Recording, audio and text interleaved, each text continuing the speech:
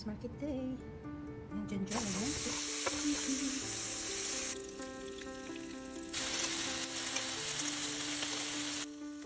Ang ating karat na breakfast.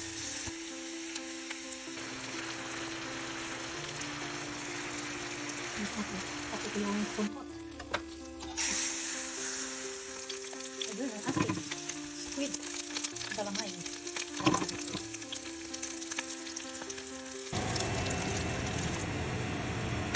My fruit salad. Golden curly salad. 2 minutes. Perfect ang pagkaluto. Baked whiting fillet. Ayan. Ayun. Successful ang ating bitso. So ito siya. Buburan mo lang siya ng brown sugar or white sugar after siya maluto. Ganyan lang siya kabilis. Ito kasi ang unang bitso na alam ko. Kasi dati sa amin madami nagtitinda ng ganito. Lalo na yung mga maraming tanim na kasawa. So most of the time, ang bitso sa amin sa Cebu ay gawa sa kasawa. So ito na nga yun. Bitso ni Mrs. G. Cebuano version. Cebu version. Hey. You. Happy birthday to you. Hello, lovelies. Today is Holy Thursday. So ito ang aking entry ng ginataan. Landang binignit. So I only have cassava and sweet potato. So kung anong meron ka, yun ang iyong lutuin. And then parisa natin ng fried buwad. Dangay. Luto na palang aking fried put-put. Yan ang partner. So, luto na siya. Lagyan na natin ng gata. Para mas masarap. Shook. Creamy gata.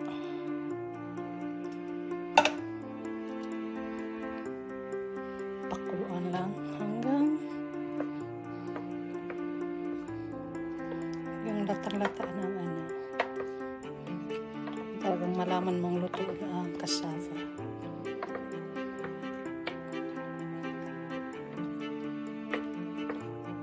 So, nilagyan ko pala siya ng konting asin. Namaya ko na siya lagyan ng brown sugar konti. Or maybe sa plate na lang. Okay, pakuluin muna natin ito. In cooking cassava, kailangan mo talaga siyang lutuin ng ayos. Hindi siya kailangang half cook. Hindi pwedeng half cook.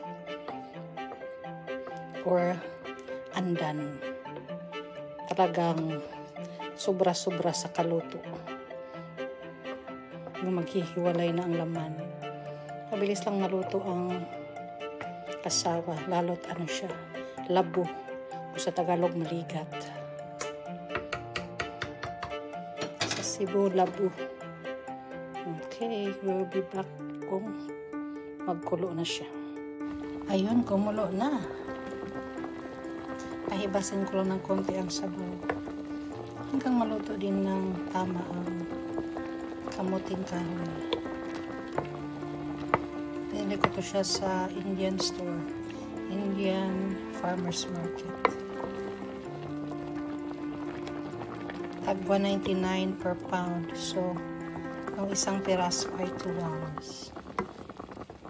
Kasi mabigat din naman ang cassava eh.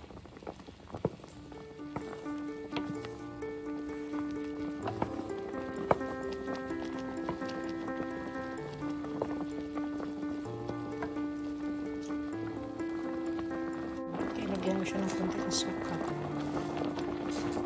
Konti lang. Matamis na naman itong kamuti at cassava. Hindi masyadong tamis ko.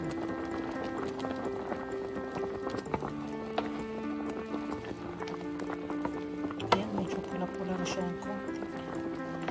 Grabe, mali ka talagang cassava.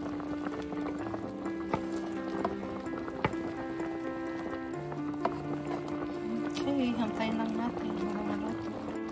Ayan, finally luto na ang ating ginataang kamuting kahoy at kamote. Ayan, malapot na siya. Tignan nyo. Grabe ang lapot. I'm very sure na lutong-luto na ito siya. Usukin natin, oh. guys, gano'n siya kalambot. Talagang malabos siya. Maligat. Maligat ang ating kamuting ka. Minsan kasi matigas siya.